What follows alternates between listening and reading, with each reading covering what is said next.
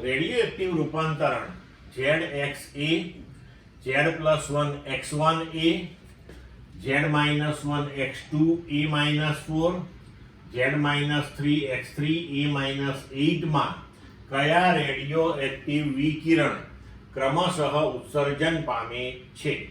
વિકલ્પ આપ્યા છે alpha beta minus beta minus, B beta minus alpha beta minus, C beta minus alpha alpha, D alpha beta minus alpha.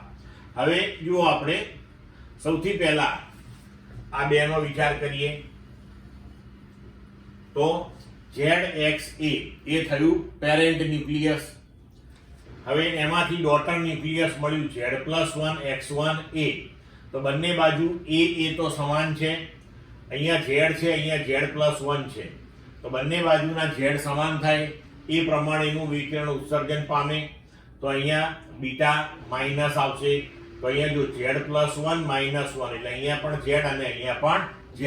અને આપણે જાણીએ છીએ કે બીટા માઇનસ ઉત્સર્જિત થાય ત્યારે તેની સાથે એન્ટી ન્યુટ્રિનો ઉત્સર્જિત થાય અને Q એનર્જી રિલીઝ થાય. પણ એન્ટી ન્યુટ્રિનો કે ન્યુટ્રિનો ને એનર્જીની આપણને જરૂર નથી, આપણે વિકલ્પ પ્રમાણે જોવાનું છે.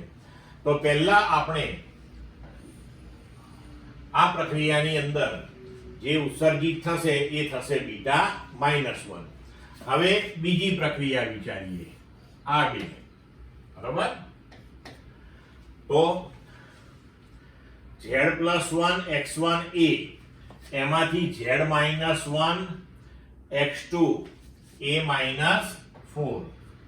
તો અહીંયા જુઓ, Z+1 અને Z-1 એટલે કે Z માં 2 નો તફાવત આવ્યો, અહીંયા A માં 4 નો તફાવત આવ્યો. મતલબ કે 2He4 એ ઉત્સર્જિત થશે. 2He4 એટલે શું છે?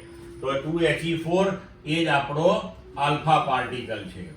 તો પહેલો બીટા માઇનસ, બીજો આલ્ફા. હવે આપણે આ ત્રીજી પ્રક્રિયા લઈએ, આ લઈએ, બરોબર? તો Z-1X2A-4 એ પેરેન્ટ અને ડોટરમાં Z-3X3A-8. તો ફરીથી તમે જુઓ, અહીંયા Z માં 2 નો તફાવત આવ્યો અને A માં 4 નો તફાવત આવ્યો. મતલબ કે ફરીથી આલ્ફા પાર્ટિકલ એટલે કે હિલિયમ ન્યુક્લિયાઈ 2He4 ઉત્સર્જિત થશે. તો પહેલો બીટા માઇનસ, પછી આલ્ફા, પછી ફરીથી આલ્ફા. તો એનો મતલબ એ થયો કે વિકલ્પ પ્રમાણે આપણો જવાબ થશે સી. ક્લિયર મિત્રો?